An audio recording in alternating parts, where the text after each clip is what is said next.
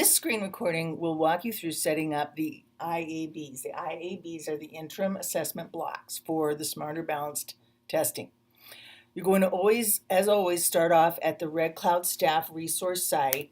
Go to assessment information, the link for assessment information.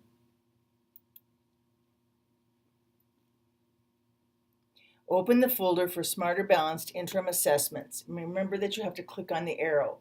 So there's the Smarter Balanced interim assessments. Click on that arrow. Now I'm going to talk about each of the items in this folder. The interim assessment blocks overview tells you kind of just general information about the features of the interim assessment, the type of the assessments. So if you've forgotten about the ICAs and the IABs, it tells you that here. It tells you what's new, and most importantly, it gives you a list of all of the IABs available to your students depending on their grade. So grades 3 through 7, the list is here, of course. Grades 8, and then the high school list is there. So not everybody has all the same tests. Not every grade has all the same tests. The mathematics tests are on this third page, and it gives you the names of all of the tests that you have available for your students in math. The next link in this folder is the ELA interim assessment blocks, and then the fourth link. So this link and the fourth link, I wanted to get that changed, but I didn't do it. These documents tell you how many questions are on the test. So Read Literary Text has 15 items on that test. Read Informational has 14 to 16 items. The Brief Writes have 6 items.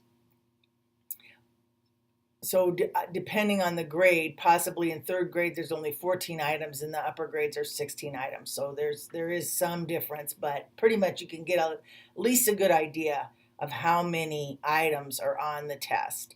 And the same thing for middle school, and then the same thing 8th grade, and then high school. The next thing that it tells you is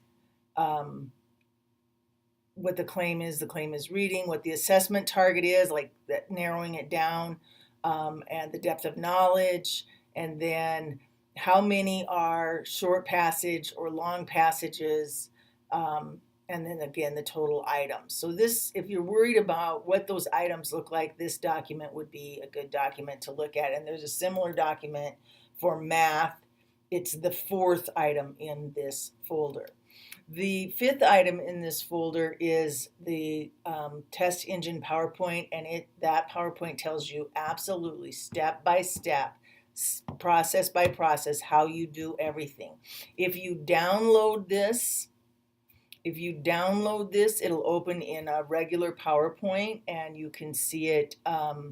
You can see it a little bit easier, because you can close these. If you already know how to log on, just close that.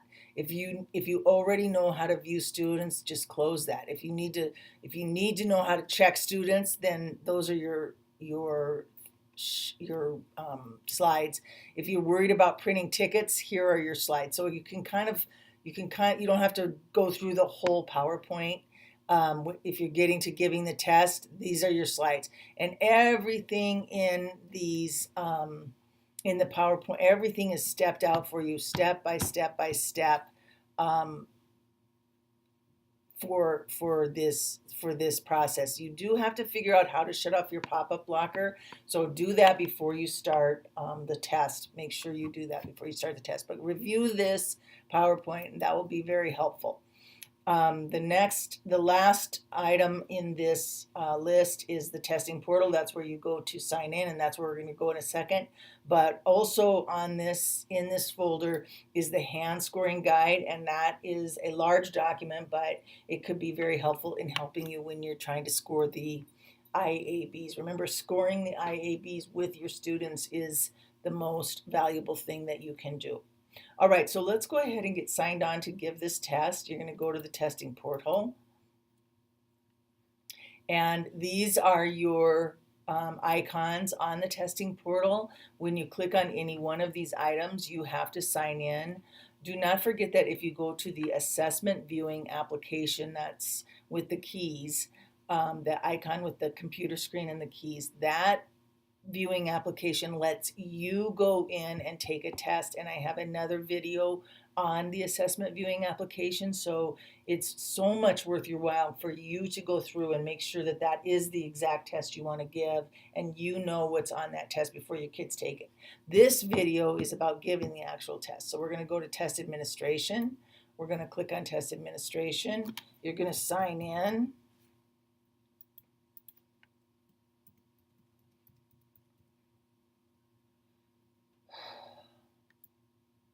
I forgot I changed my password. You're going to sign in.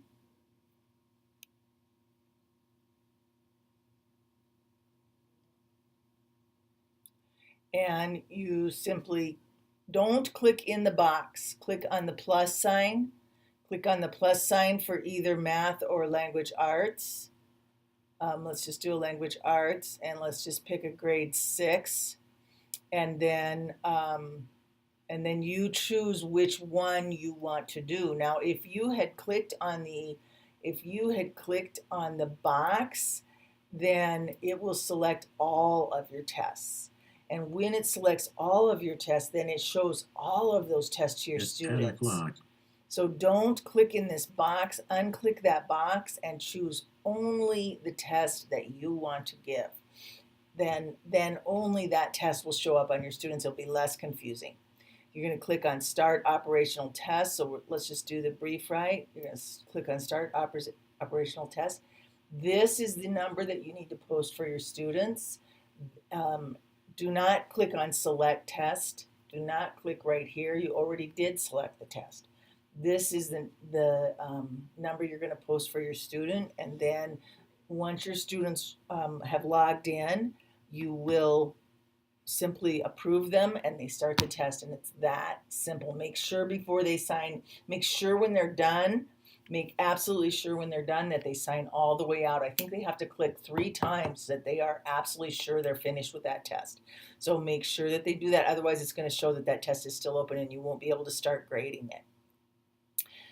Once you've given the test, let me know and I can walk you through grading the test. Thank you.